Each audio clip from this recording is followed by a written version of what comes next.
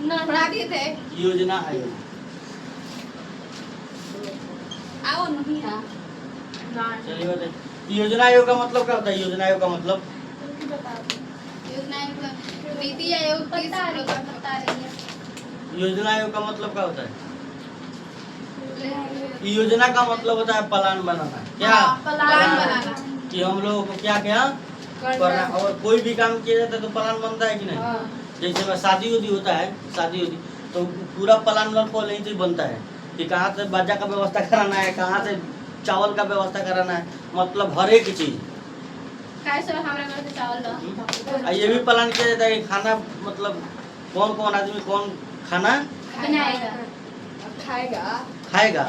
और ये भी बहुत आदमी शाकाहारी होता है और बहुत आदमी होता है मांसाहारी।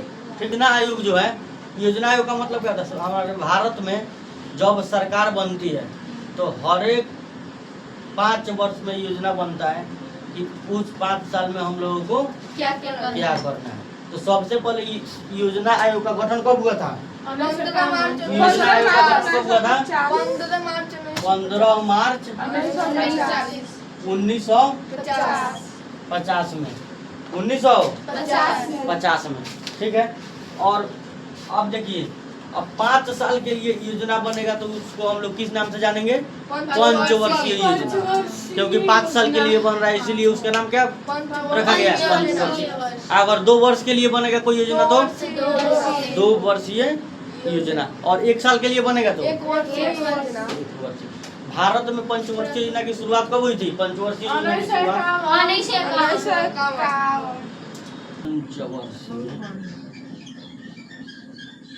दिख रहा है।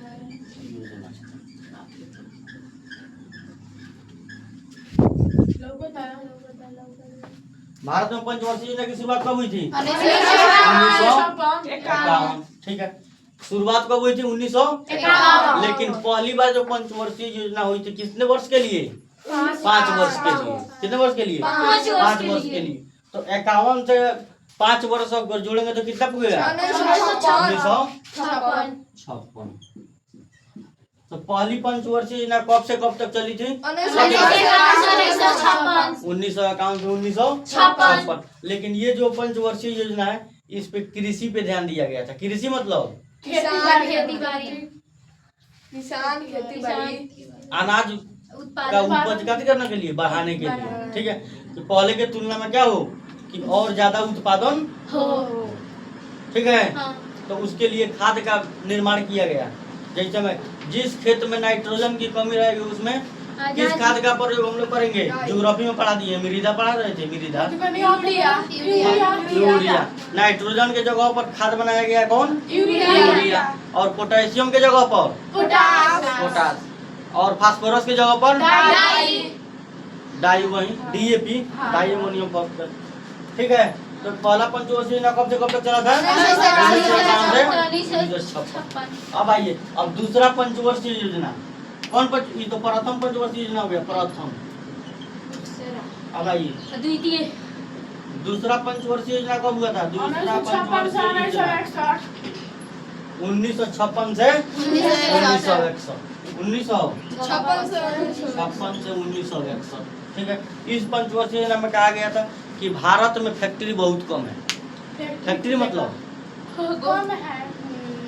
फैक्ट्री मतलब कारखाना, किसी भी वस्तु का निर्माण फैक्ट्री कहते हैं, फैक्ट्री कंपनी। ठीक है।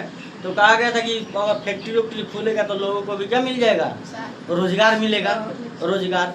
यहाँ पर अभी एक घटना है, यहाँ जो हमारे जो सुप्रीम कोर्ट है दिल्ली, सुप्रीम कोर्ट कहाँ है? भारत का सुप्रीम कोर्ट दिल्ली में है।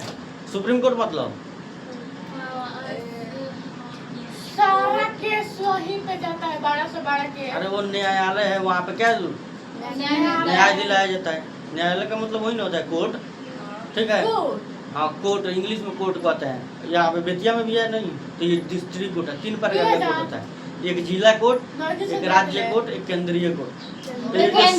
सुप्रीम कोर्ट जो है ना, सुप्रीम कोर्ट, अगर सुप्रीम कोर्ट में जो मामला चल गया, अगर वहाँ पे फैसला हो गया उसी के हिसाब से काम करना है। अगर फैसला हो गया कि फांसी चढ़ जाएगा तो फांसी चढ़ जाएगा। उसके बाद आप कहीं किसी से नहीं कर सकते हैं, मतलब कहीं सुनवाई नहीं होगा, वो लास्ट पोजीशन है सुप्रीम कोर्ट। मतलब मान लीजिए कोई आदमी है जिला कोर्ट में, मतलब उसको न्याय नहीं मिला है, तो फिर आगे जाएगा कहाँ पे? Supreme high court. High court Patna, high court Patna है, जिला में एक रहता है, ठीक है। तो वहाँ पे जाएगा, अपना समस्या बताएगा, जज से कहेगा कि ये बात है, फिर वहाँ पे भी सुनवाई होगा। अगर कर दिया, मतलब न्याय मिल गया तो ठीक है, अगर नहीं मिला, संतुष्ट उससे नहीं है, तो फिर जाएगा कहाँ? Supreme court. और वहाँ पे जो फैसला हो गया वो हो गया, वो सर्वमान्य। सर्वमान्य मतलब मानना है, मानना ही पड़ेगा उसको, मानना ही मानना ठीक है। और फांसी की सजा एक ही आदमी रुक सकते हैं। कौन? भारत में फांसी का सजा एक आदमी रुक सकता है, राष्ट्रपति। राष्ट्रपति द्रौपदी मुर्मू है अभी, द्रौपदी मुर्मू। यहाँ पे एक, यहाँ जो हमारे सुप्रीम कोर्ट के मुख्य न्यायाधीश हैं, उनका नाम है न्यायमूर्ति शक्तिकांत। न्यायमूर्ति शक्तिकांत। न्यायमूर्ति शक्तिकांत। हाँ, न्यायमूर्ति शक्तिकांत नाम है। ये अभी एक घटना है, बहुत चर्चित घटना है। अभी बोले थे वहाँ पे, कहाँ? सुप्रीम कोर्ट में, कि जो लोग बेरोजगार हैं और जो युवा है वो कॉकरोच के समान है। कॉकरोच मतलब तेलचट्टा, कॉकरोच मतलब तेलचट्टा। मतलब एक ऐसा नज़र से मतलब देखते हैं ना युवा को, चाहे बेरोजगार आदमी को, कि मतलब वो किसी काम के लायक नहीं है। बेइज्जती किए थे, बेइज्जती। कौन है? कौन? सुप्रीम कोर्ट के न्यायाधीश न्यायमूर्ति शक्तिकांत। वो देखते हैं, हैं? वो देखते हैं, क्या देखते हैं? चट्टा ठीक है, तो क्या बोले हैं युवाओं को और बेरोजगारों को कि ये तेलचट्टा के समान है, कॉकरोच। और एक भारत में पार्टी बनी है कॉकरोच जनता पार्टी। कौन? सीजेपी।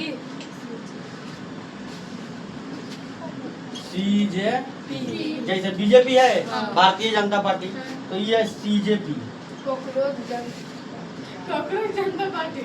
हाँ, नया कॉकरोच जनता पार्टी। ये नया नु बना है, नया बना है, अभी इसके बारे में सुनिए। कॉकरोच जनता पार्टी, ये जो कॉकरोच जनता पार्टी है, सीजेपी, ये कॉकरोच जनता पार्टी है।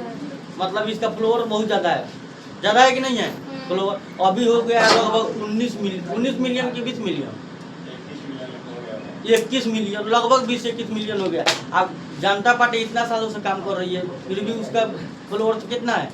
12 मिलियन, 8 मिलियन। और कांग्रेस पार्टी के 12 मिलियन के आसपास, 21.6 मिलियन हो गया है। इसका मतलब जो युवा है ना, युवा और जो बेरोजगार लोग हैं, उसका सपोर्ट कर रहे हैं। और हमको लग रहा है, कितना दिन हुआ? 4-5 दिन हुआ पार्टी बनाए हुए। कितना दिन हुआ? 4-5 दिन हुआ। बताइए फ्लोर कितना बढ़ गया। ठीक है, तो युवाओं से छेड़खानी नहीं, ठीक है। तो आइए, सीजेपी का फुल फॉर्म क्या होता है? सीजेपी का कॉकरोच जनता पार्टी। कॉकरोच जनता पार्टी। सुप्रीम कोर्ट का न्यायाधीश कौन है? मुख्य न्यायाधीश, सुप्रीम कोर्ट के मुख्य न्यायाधीश। सुप्रीम कोर्ट के मुख्य न्यायाधीश कौन है? न्यायमूर्ति। हाँ, कौन है? न्यायमूर्ति शक्तिकांत। न्यायमूर्ति शक्तिकांत। आइए इधर, तो दूसरा पंचवर्षीय योजना कब हुआ था? कब से कब तक चला था?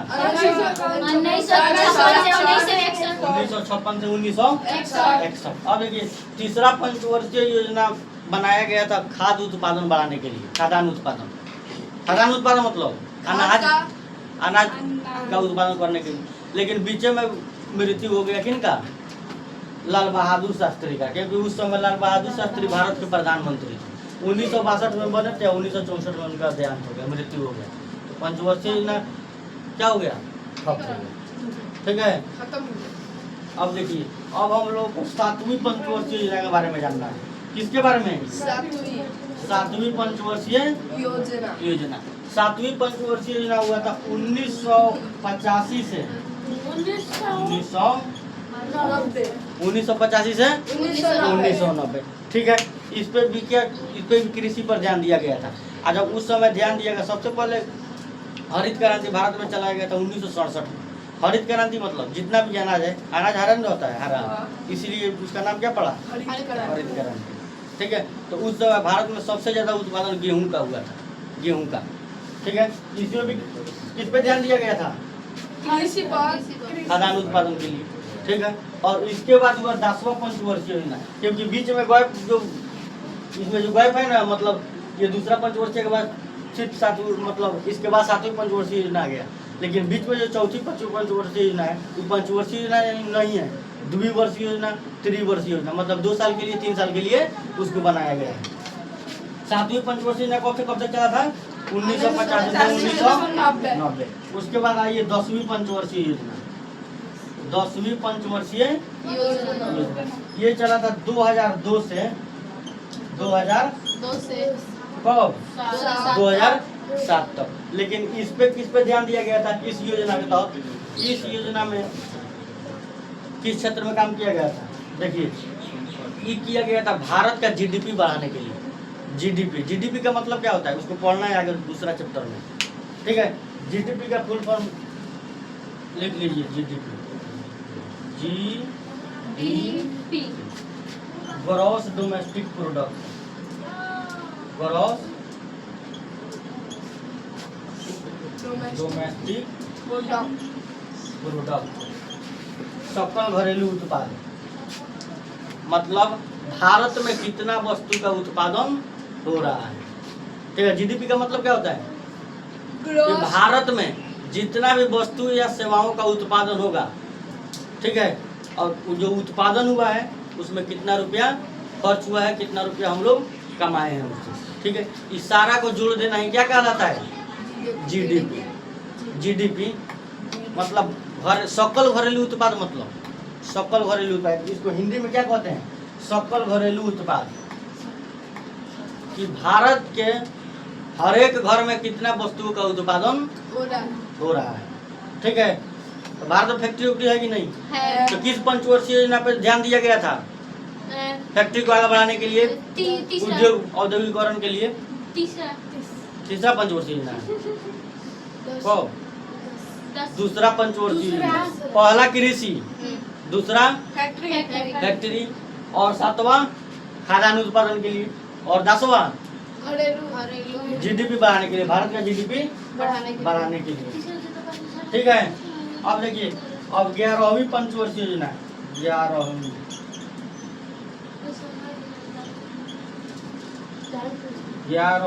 पंचवर्षीय योजना ये कब से कब तक चला था? 2007 से 2012 तक। कब से कब तक? 2007 से 2012 तक। लेकिन ये पंचवर्षीय योजना क्यों किया गया था? क्यों किया गया था? समावेशी विकास पर ध्यान दिया गया था। और समावेशी विकास क्या है लिखवा दिए हैं कल। समावेशी विकास बताइए। 11वीं पंचवर्षीय योजना किस लिए किया गया था? समावेशी विकास को बढ़ाने के लिए। समावेशी तो समावेशी विकास का मतलब क्या होता है? समावेशी विकास का मतलब आर्थिक विकास की जिस प्रति बोका समावेशी विकास का मतलब होता है समाज का हर एक वर्ग का विकास एक समान हो, मतलब सब किसी का विकास उच्च स्तर, तो कोई गरीब ना रहे। ठीक है, तो उस पर ध्यान दिया गया था। किस पंचवर्षीय योजना में? 11वीं पंचवर्षीय योजना में। चलिए इसको छापिए, उसके बाद आगे बढ़ रहे हैं। इधर राष्ट्रीय विकास परिषद की स्थापना कब हुआ था? राष्ट्रीय विकास परिषद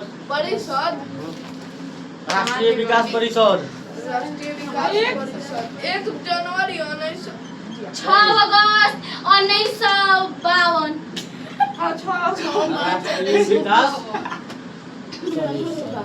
राष्ट्रीय विकास परिषद का स्थापना कब हुआ था? 6 अगस्त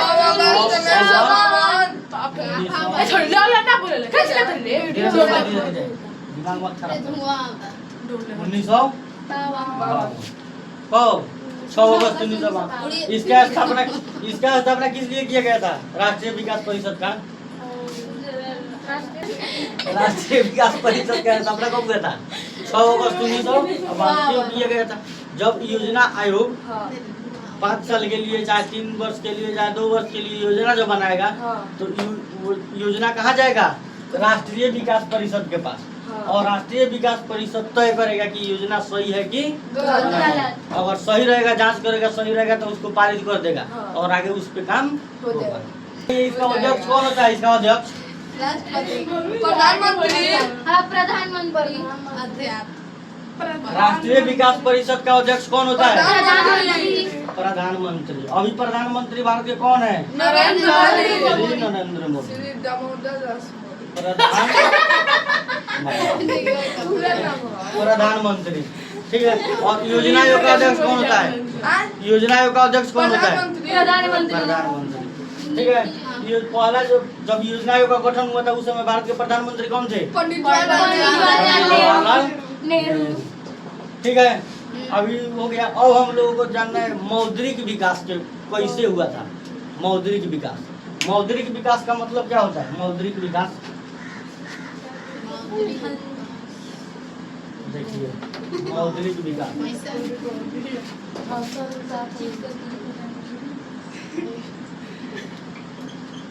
मौद्रिक विकास।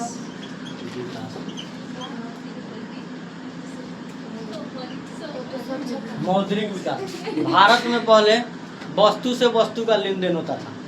वस्तु से वस्तु का लेन देन मतलब, वस्तु से वस्तु का लेन देन मतलब उस समय पैसा वैसा नहीं था। पैसा वैसा नहीं था। वस्तु से लेन देन होता था। वस्तु से वस्तु मतलब चावल के बदले में गेहूं, गेहूं के बदले में चावल, मसूरी के बदले में तीसी के बदले में गेहूं। मतलब एक वस्तु के बदले में दूसरा वस्तु ले लिया जाता था, लेन देन होता था। ठीक है। इसी को हम लोग कहते हैं, लेन देन को कहते हैं विनिमय। क्या कहते हैं? विनिमय कहते हैं। ठीक है। तो मौद्रिक विकास का मतलब है, मौद्रिक मतलब होता है मुद्रा। मुद्रा मतलब पैसा, रुपया। ठीक है। हर एक देश का मुद्रा अलग अलग है, पैसा अलग है। हमारा जो मुद्रा है, पैसा है, उसको हम लोग रुपया के नाम से जानते हैं। पाकिस्तान में भी रुपया कहता है। ठीक है। लेकिन इंग्लैंड में जाइएगा तो उसको पाउंड बोला जाता है, पाउंड। अमेरिका में जाइएगा तो डॉलर। ठीक है। और बांग्लादेश में टाका। अमेरिका में ना रहेला, हैं? खाली कागजे के रहेला। अरे ये होता है। देखो इधर देखो, मौद्रिक विकास। ठीक है। तो अब ये इधर आइए, मौद्रिक विकास क्यों किया गया था? कि लेन देन करने में क्या होगी? आसानी होगी। ठीक है। लेन देन को हम लोग क्या कहते हैं? विनिमय। लेन देन को विनिमय कहते हैं। अब विनिमय 2 प्रकार का है। विनिमय कितना प्रकार का? 2 प्रकार। 2 प्रकार। पहला है वस्तु विनिमय प्रणाली। कौन? वस्तु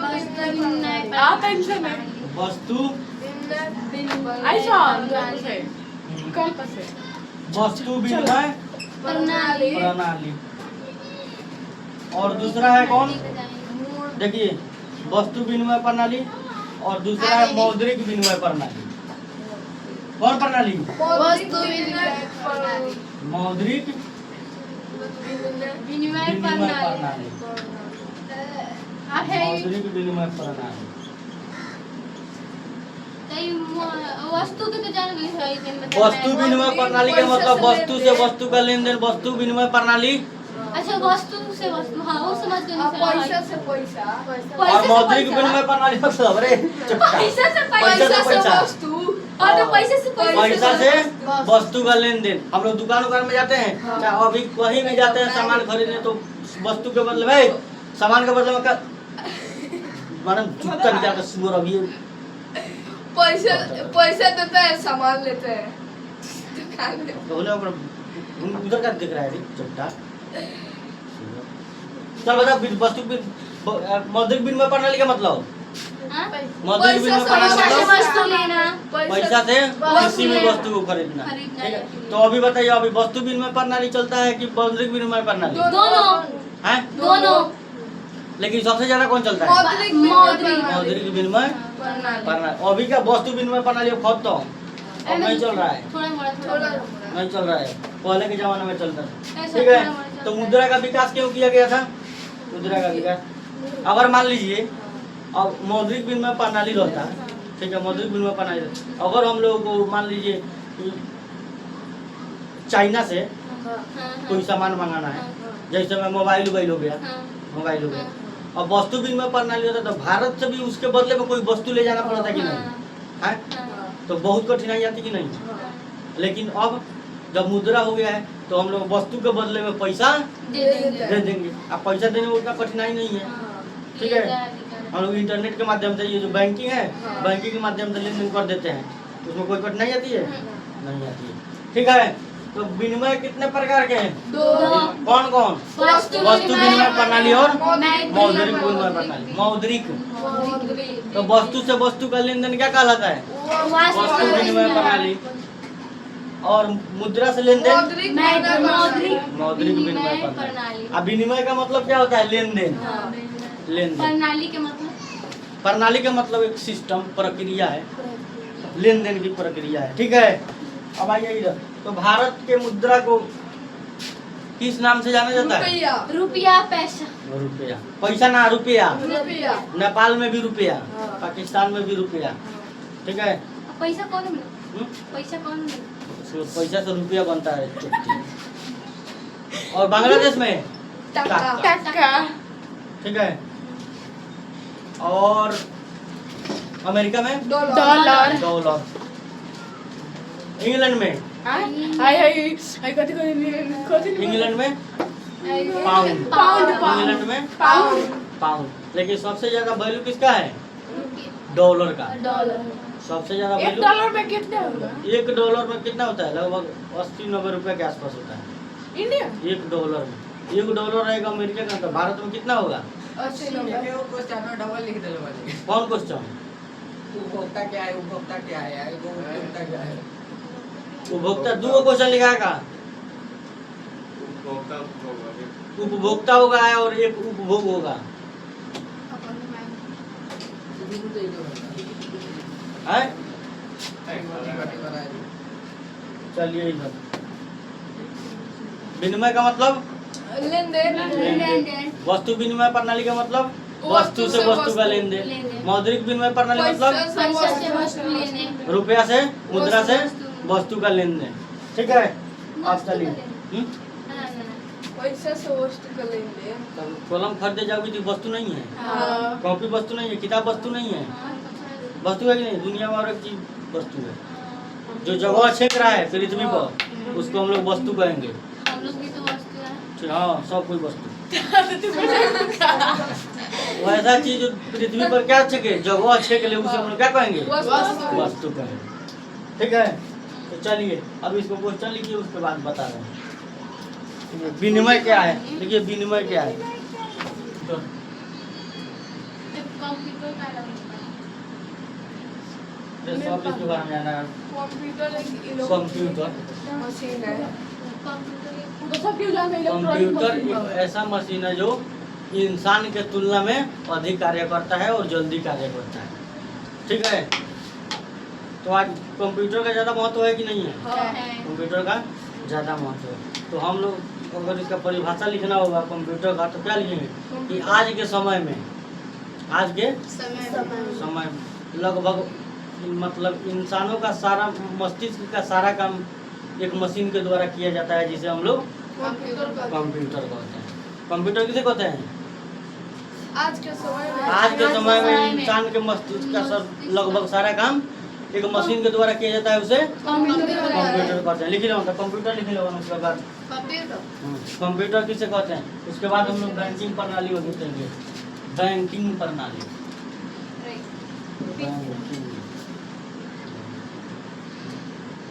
बैंकिंग प्रणाली। कंप्यूटर लिख लो। हाँ,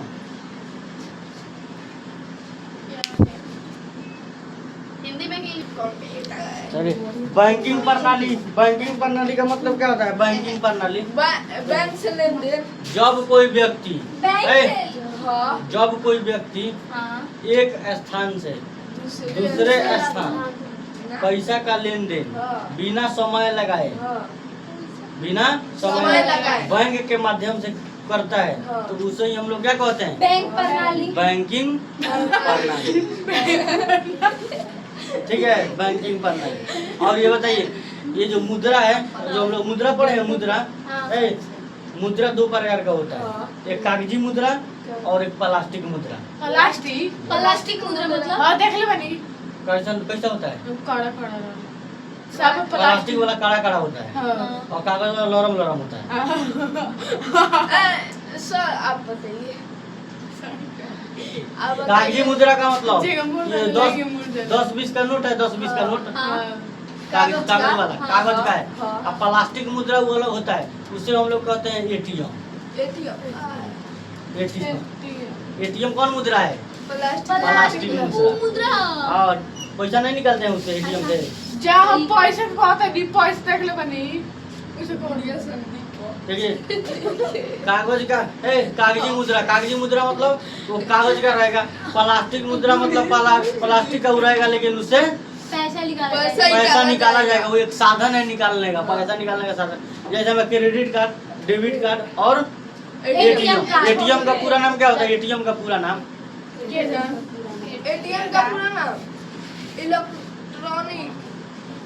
इलेक्ट्रॉनिक सब मुद्रा कितना प्रकार का है? दो कौन कौन? कागजी और प्लास्टिक। प्लास्टिक के पैसा देख ले बनी उसे कोनी तो कागजी मुद्रा, प्लास्टिक का मुद्रा कहाँ से आप देख लिए हैं घर बताइए? पे कागजी मुद्रा और दूसरा प्लास्टिक मुद्रा मुद्रा। देखे हैं। प्लास्टिक मुद्रा। एटीएम का फुल फॉर्म क्या होता है? बता रहे हैं, प्लास्टिक मुद्रा मुद्रा। तो बताइए बैंक से हम लोगों को फायदा नहीं है कि नहीं है? बहुत फायदा है। एक जगह से दूसरा जगह तुरंत पैसा लेन देन हो जाता है। हो जाता है। अब पहले जब बैंक नहीं था तो हाँ, अब चेक किसी को पैसा देना होता तो ले जाकर देना चेक पड़ता मिलता था। था हैं? पहले चेक मिलता नहीं, चेक अभी मिलता है। अभी भी मिलता है पहले नहीं मिलता चेक था। अगर एगो चेक पर अगर 2 बार कलम चल गया तो वो चेक रिजेक्ट हो जाता है, नहीं चलता है। हो सकता है दूसरे किसी का चेक हो और दूसरा किसी ने भर के दे दिया है। मतलब मान लो तुम्हारा चेक है, ठीक है। अगर तुम कहीं रास्ता में जा रही हो, तुम्हारा चेक गिर गया, ठीक है, तुम्हारा चेक और तुम भर रही हो दूसरे के नाम से कि इसके अकाउंट में पैसा जाना चाहिए, ठीक है। और तुम्हारा चेक किसी को मिल गया तो नाम को काट कर अपना नाम उस पर चढ़ा लेगा, तो बैंक के माध्यम से वो चेक ले जाएगा तो उसी के अकाउंट में पैसा जाएगा। तो इसीलिए एक बार उस पर कलम चलाया जाता है कि उसको पता चल जाए, बैंक जो कैशियर है पता चल जाए कि चेक मतलब जिसका है उसी ने लिखा है। जो 2 बार कलम चल जाएगा तो उसको पता नहीं चल जाएगा कि क्या पता कि इसी का है कि दूसरे किसी का है, अपना नाम बना कर लाया, ठीक है। चाहे पैसा चढ़ा लेगा ज़्यादा, तुम भर मान लो 10,000 भर देगा 1 लाख। वही नाम हो तो हम्म? वही नाम है तो कौन वही नाम हो तो? मतलब आपका हमारा एक ही नाम हो तो आपका हमारा एक ही नाम है। पैसुआ मान लो तुम भरियो 10,000 वो भर लेगा 1 लाख, तो हम कैसे? ना भरे हैं, हम जितना भरी उतने हम ले हैं। अच्छा, जिसको मिलेगा था उस सब पर है, ये आप क्या बोल रहे हैं इसके फिर कि दोबारा उसको कलम नहीं चलाना है, दोबारा कलम नहीं चलाना, एक बार चलाना। देखिए कागजी मुद्रा में कागज होता है, सुन, कागजी मुद्रा में कागज कागज का प्लास्टिक मुद्रा में प्लास्टिक का रहेगा। जैसे में एटीएम क्रेडिट कार्ड जैसे में ATM, credit card credit card और दूसरा डेबिट कार्ड। डेबिट हैं? और कुछ डेबिट कार्ड इनके ना बोलेला डेबिट कार्ड, क्रेडिट कार्ड से अगर जिसके नाम से क्रेडिट कार्ड रहेगा वो लोन ले सकता है, जितना मन करे उतना लोन ले सकता है। अगर ज्यादा बैंक में लेन देन पैसा का होगा तो क्रेडिट कार्ड आपको मिल जाएगा बैंक के माध्यम से, आप जितना चाहे उतना ले सकती हैं। लेकिन लोन लीजिएगा ना तो कम मतलब ब्याज के दर से मिल जाएगा। आपके पास है क्रेडिट? नहीं, क्रेडिट कार्ड मेरे पास नहीं है। आपके पास क्या क्या है? उसके लिए करेंट अकाउंट होना चाहिए, मतलब ज़्यादा लेन देन। करने हाँ। ठीक है, अब देखिए एटीएम का फुल फॉर्म क्या होता है। एटीएम का फुल फॉर्म ऐसे क्या होता है? ATM automated teller machine. Automated teller teller machine. Automatic teller तो मशीन। वो काम बताता है ऑटोमेटिक क्या हुआ तो वो पूछे हम कहाँ पूछे कि ऑटोमेटिक का होता है। ए सर एटीएम के पूछ के तू काती करी ऑटोमेटिक ये इलेक्ट्रॉनिक बोला, ऑटोमेटेड टेलर मशीन। ठीक है, एटीएम का फुल फॉर्म। लिख ली सर। एटीएम का फुल फॉर्म। अब बताइए चलिए, मुद्रा कई प्रकार का? दो प्रकार का। कौन कौन? प्लास्टिक तो बताइए एटीएम किस प्रकार का मुद्रा है? प्लास्टिक प्लास्टिक मुद्रा। ठीक है, हाँ। चेक किस प्रकार का मुद्रा है? ए कागजी चेक। कागजी कागजी कागजी चेक कागजी मुद्रा है, उसमें लिख कर दिया जाता है। और डेबिट कार्ड कागज प्लास्टिक और क्रेडिट कार्ड प्लास्टिक हेलो ना ऐसे वैसे का वैसे ही के। ए मेरा हाथ उठा के बता ले। ठीक है, चेक किस प्रकार का मुद्रा? कागज कागजी मुद्रा। ठीक है, देखिए मुद्रा कितने प्रकार के होते हैं? दो। मुद्रा चलो पंखो है। चलो फिर चला। चलिए आइए, कागजी मुद्रा। चेक कौन सा मुद्रा है? कागजी मुद्रा। कागज का होता है, उस पे लिख कर और बैंक में देकर और उससे पैसा ले लिया जाता है। ठीक है, और ATM, debit card, credit card, ये कौन मुद्रा? प्लास्टिक मुद्रा। चलिए, एटीएम का पूरा नाम बताइए। एटीएम का ऑटोमेटिक टेलर मशीन। है automatic teller machine. Automated. Teller machine. तो बताइए एटीएम से सिर्फ पैसा निकाला जाता है कि एटीएम में पैसा डाला भी जाता है? डाला नहीं जाता है। दोनों होता है। एटीएम से पैसा निकाला और डाला दोनों जाता है। ठीक है, अब आइए, अब हम लोग, अब देखिए, अब हम लोग राष्ट्रीय आय की तरफ बढ़ रहे हैं। राष्ट्रीय आय, ये होता क्या है? ये होता क्या है? राष्ट्रीय चलो एक तरीका हमें भी उत्तर बोलते हैं। राष्ट्रीय मतलब देश। राष्ट्रीय मतलब देश और आय मतलब पैसा। राष्ट्रीय आय का मतलब देश का पैसा। पैसा। अगर भारत में एक साल में देखा जाएगा, कितने वर्ष में? एक साल में। एक वर्ष। एक वर्ष में, एक वर्ष में वस्तु और सेवाओं का कितना उत्पादन हुआ है? एक साल में। कितना साल में? एक साल में वस्तु और सेवाओं का उत्पादन कितना हुआ है? ठीक है, उसमें कितना रुपया खर्च हुआ है, कितना रुपया हम लोग कमाए हैं। ठीक है, उस सारा पैसा को जब हम लोग जोड़ देंगे तो उसी को हम लोग कहते हैं राष्ट्रीय आय। ठीक है, तो एक वर्ष में वस्तु का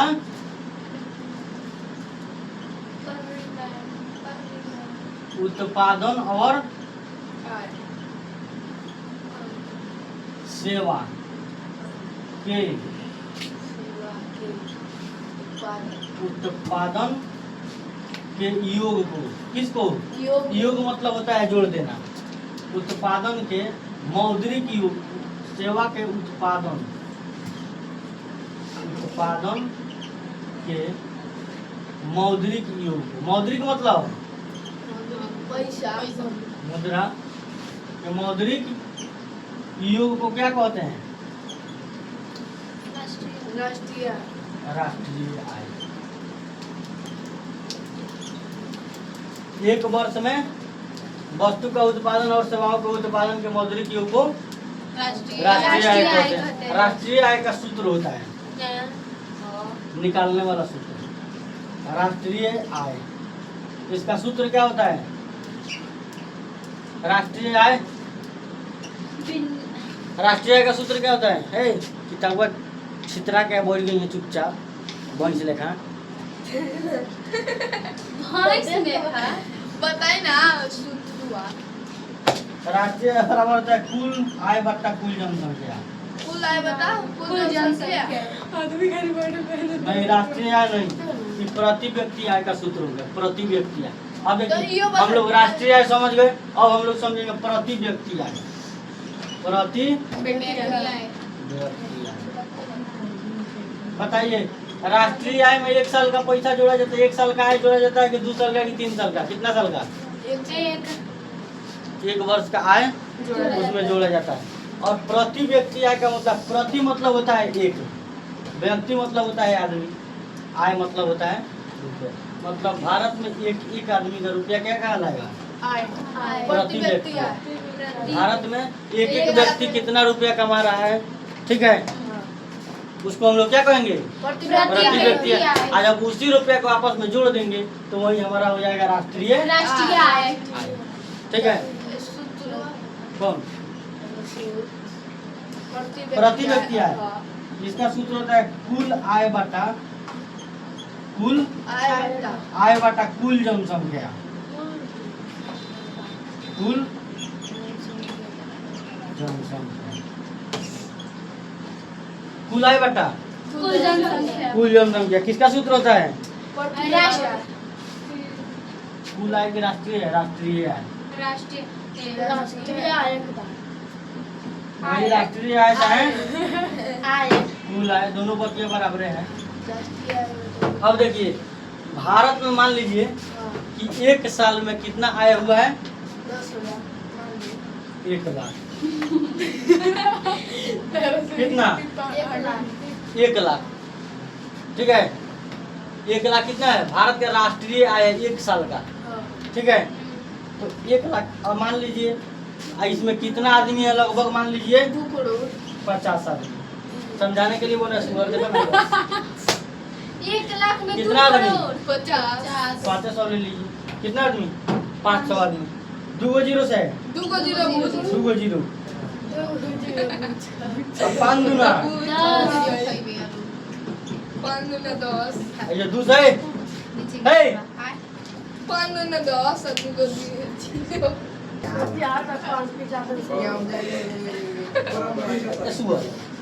प्रति व्यक्ति आय बराबर सूत्र होता है राष्ट्रीय आय बटा कुल जनसंख्या। तो ये हो गया हमारा राष्ट्रीय आय 1 लाख रुपया, ठीक है। और कुल जनसंख्या मतलब जनसंख्या कितना है? 500 है। तो 500 में हम लोग 1 लाख से भाग देंगे तो कितना निकलेगा? 200। 2 जीरो से 2 जीरो, अब बच गया कितना? 1000।